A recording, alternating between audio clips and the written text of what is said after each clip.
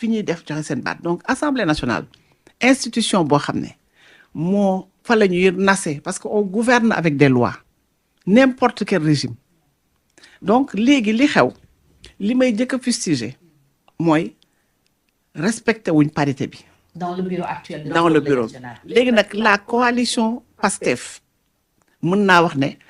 en méconnaissance de cause la noonu laa koy jàppee parce que il faut nga jox leen bonne foi il faut ma jox leen bonne foi parce que président bi dégg naa ko muy insister naan 8e poste vice-président dañ ko war a def parité dafa war a nekk jigéen parce que ñun dañu respecter parité donc seen volonté mooy respecter parité mais dañoo juum. Faut le président ne fait pas. li may jëkk a wax le président fait partie du bureau et l'article 10 article 8 article 8 article 10 article 14 wane nañ à chaque fois même ci élection président nekk président bu ñu koy fal député bi gën a ancien ki gën a mag ak ki gën a ndaw ñooy toog mais bu ñu ko falee ba pare pour élire les autres membres du bureau moom président day il prend fonction immédiatement mi ngi ci te day jël fonction pour élire les autres membres du bureau les autres membres la notion de autres membres du bureau wane ne loolu defe naa du débat donc léegi donc parité bi ça a été biaisé d'abord au départ mais je dis damay jox présomption de bonne foi au président et à la coalition PASTEF parce que dañoo xamul dañoo suivre aussi débat bi ak la problématique de la parité telle que résolue par la Cour suprême alors Cour suprême nag ma léegi bi loolu amee donc jigéen na ci waroon topp bu ci jigéen toppoon moo tax argumentaire bi ma gis ñu développé maître Aïssata Tall Sall dama koy rendre hommage c'est mon aîné moo ma jiitoo 2 ans et demi ci barreau bi nekk sama mag dëgg sonn lool nag ci mbirum jigéen yi dirigé na fi sax AGS ay années 90 après xam naa politique bi moo ko jàpp mais argumentaire yi ma gis coalition mi yéeg 2 fois wax c'était des arguments politiques ñun lii lañ décidé Mamadou Ngom mooy monté donc c'est un argument politique suñu coalition góor la ñu wax du ñu changer alors coalition bi laay wax du ma wax sax Aïssata parce que Aïssata je la connais très bien mais coalition bi argument politique bi ñu teg moo méngoowul ak dëgg parce que bu fekkoon ne dañu teg argument parité dëgg moom la ñuy yéegee tribune de l'Assemblée wax bi ñu génnee lañ ko wax peut-être dañ leen déy mais bi ñuy nekkee dans le feu de l'action bi ma suivre débat bi argument politique le fait politique le phénomène politique a prévalu te dafa bari assemblée bu ñu commencé noonu donc moom la ñu argumenté ba ne ñoom góor la ñuy décider du ñu changer et je trouve aussi que bi ñu demee ba nga xam ne le président de l'Assemblée nee na leen xam nga ñoom ils ont le droit aussi de présenter ku nekk bu la neexee présenter ils ont le droit li ñu def ils ont le droit de le faire non am nañ droit groupe parlementaire bu ne am nga droit présenter say candidats très sincèrement c'est dans le règlement li waxuma ko c'est pas moi qui le dis c'est le règlement intérieur donc bi ñu ko defee ñoom déjà dañu jëkk violer parité wax naa la ko je suis clair ca bopp ba mais bi ñu demee nag ba ne léegi ñoom dañuy présenter bu ma doon ñoom sur le plan politique damay rocci góor gi teg fa jigéen pour ne pas perdre waaw argumentaire bi ñu génnee c'était pas un argumentaire paritaire bi ñu yéegee sur la tribune de l'Assemblée bi ñu génnee lañ ko wax donc nous on a suivi nous on était là accrochés et moi je me suis arraché les cheveux j'ai dit l'argumentaire paritaire aurait donné raison totalement à la coalition Takku Wallu su fekkoon dañu taxaw ne dañu bëgg ngeen respecter parité parce que loolu la Cour suprême wax ci yeneen cas yi yeneen bureau yi collectivités territoriales yi il y a eu 102 recours c'est li laa ci ñëw 102 recours moo am ren Cour suprême a rejeté tous les recours yi nga xam ne dont les bureaux n'étaient pas paritaires et Cour suprême a sorti des arguments en béton armé les mêmes arguments développés en béton armé c'est très clair donc léegi donc moi je mets les deux groupes parlementaires le premier groupe à mon avis en méconnaissance de cause n'a pas respecté la parité parce que première vice-président de l'Assemblée jigéen la waroon doon nekk ko ils ont considéré que président bokk ci à tort donc ñu continuer di insister ba ne 8e vice-président et puis am nañ beneen feneen fu ma leen aussi di yedde parce que un parlement ça fait partie des critères d'un parlement responsable d'un parlement démocratique dans le monde vous ne pouvez pas avoir un président du même groupe, de la même coalition, un premier vice-président, deuxième vice-président, troisième vice-président, quatrième, cinquième, sixième, septième, nga teg la yëpp huitième bi mënoo ci def concession bu doon man la si j'étais dans ce parlement là ce jour-là bu ma newoon man coalition Pastef damay naan bi devant l'intransigeance de la coalition Takku Wallu à ne pas changer le sexe du candidat pour le 8e poste dama doon jël 7e poste bi jox leen ko 7e poste bi laa leen di jox c'est ça ça fait partie de la démocratie parlementaire 7e poste laa leen di jox ne leen jël leen seen góor gi may naa leen 7e poste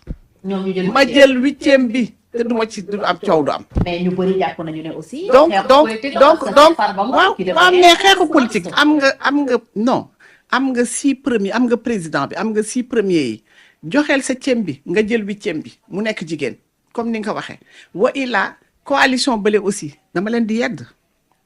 parce que argumentaire yi ñu développé à la tribune c'était pas des argumentaires paritaires parce que parité nee naa la 2 pieds la. benn bi mooy nombre bi mais surtout caractère alterné et c'est dans la loi et c'est dans le décret d'application et c'est dans les arrêts de la Cour suprême léegi nag bi ma demee ba mu dëgër du ma perdre sama poste de vice-président damay changer damay flexible pour neuf donc ñoom ñaar ñëpp laa yedd li ma wax c'est clair jigéen moo waroon kii et on n'avait jamais eu de bureau paritaire. Oui, donc, parce que mi ngi nii dernière législature mi ngi nii bi ñu dissoudre mi ngi nii président Amadou Mame Diop kan moo ci topp Abdoulaye Diouf Sarr c'est pas paritaire mais gis nga dans ces situations pareilles la Cour suprême les cours d'appel d'abord de Dakar de Thiès 30 il y a eu 36 recours à Dakar il y a eu 7 ou 8 une dizaine de recours à Dakar. Ziguinchor, Saint-Louis, elles ont cassé systématiquement. Elles ont annulé, les cours d'appel ont annulé. Mais il faut que nous l'air aussi. Nous qui sommes dans le contentieux. Code général des collectivités locales, article 92 à 95, à 99, nous prévoir que nous annuler le bureau. Donc, et organiser les recours en désignant les juridictions compétentes, Cour d'appel. Donc, Cour suprême, c'était en appel. La Cour suprême n'a été compétente qu'en appel, en cause d'appel. Alors, nous avons un problème juridique avec l'Assemblée nationale. Moi, j'aimerais bien voir le recours qui va être fait. Parce que, pour l'Assemblée nationale, c'est le règlement intérieur de l'Assemblée nationale, moi, réglé. Léegi nag règlement intérieur dafa prévoir ne nañu respecter parité ils l'ont finalement dit comme je vous ai dit moi en 2011 la woon ils ont dit c'était pas dans le règlement intérieur 2012 2013 2014 ba bañ koy modifier donc 2020 si je ne m'abuse ci lañ ko modifier pour introduire la parité et renvoyer à la loi sur la parité ci lañ commencé di ko exiger mais taxul sax ñu respecter ko ci commission yi respecté wuñ ko woon ci bureau bi nombre de commissions mais règlement bi organiser wul recours bi te waxul juridiction compétente foofu nag de deux choses l'une ou bien la Cour suprême déclare irrecevable parce que c'est pas organisé parce que yële c'est organisé code général des collectivités territoriales et code électoral dañu wax aussi ban juridiction moo compétente ba joxe délai de recours par exemple pour les bureaux municipaux 5 jours la pour après la proclamation après l'élection et il y a 8 jours là, pour les conseils départementaux et amoon nañ ci ay difficultés parce que pour que ñu afficher le PV rek point de départ délai on a eu des problèmes mais nous les avons réglés en faisant des sommations interpellatives ça n'a pas été facile pour les femmes il y a eu 102 recours cette année les recours ont augmenté et ça s'est soldé par un succès total donc vraiment parité bi Cour suprême réglé na ko. donc maître chance recours bi Takku Wallu ne da koy dugal lan la. waaw recours bi daal problème mu d'abord recevabilité recours et compétence aussi Cour suprême parce que Cour suprême ci dossier yi elle a statué en matière d'appel en appel en vertu des dispositions combinées code électoral ak code des collectivités territoriales léegi nag cour suprême nag fi mu nekk nii nag moo war a def œuvre jurisprudentielle bu doon conseil constitutionnel mu def ko parce que conseil constitutionnel def na ko bu yàggul dans des situations yoo xam ne elle a exercé sa plénitude il a au conseil constitutionnel. Justement nag foofu dina am problème parce que c'est pas une question constitutionnelle c'est pas une loi c'est pas une question de violation de la je vous ai dit que parce que attention il faut faire attention parce que la loi la disposition constitutionnelle relative à la parité c'est l'article 7 alinéa 5 qui dit que la loi favorise l'égal accès des hommes et des femmes aux mandats et aux fonctions nee naa la mandat électif non électif fonction élective non élective loolu moo fa nekk bu ñu demee conseil constitutionnel dina am problème. bu ñu demee cour suprême nag xaw ma nu muy def parce que cour suprême ci parité juge d'appel la woon c'était pas la cour suprême dans la hiérarchie c'était le juge d'appel. Et ça a été organisé, cet appel-là a été organisé par le Code général des collectivités territoriales et le Code également général des impôts, le Code électoral. ñoom ñaar ñoo joxoon compétence cour d'appel règlement intérieur nag dafa am vide juridique fii nag Cour suprême nag moo mën a déclarer compétente d'abord compétente et recevoir le recours maintenant. Et en ce moment-là su ko recevoir bu fekkee ne il est fondé sur le non-respect de la parité le recours le bureau sera annulé on n'avait pas pu le faire nag avant nous on n'avait pas pu parce qu'il y avait aucun député qui portait ce recours-là donc ñu ngi toog di xaar ñu ngi xool man j'aimerais bien voir la requête d'ailleurs. Alors maître donc est-ce que décision bi mun nañu xaar décision de constituer le bureau tel quel mun nañu xaar ñu kase ko. Est-ce qu'il y a des choses bu fekkoon ne am na règle bu fekkoon ne règlement intérieur dafa prévoir recours bi comme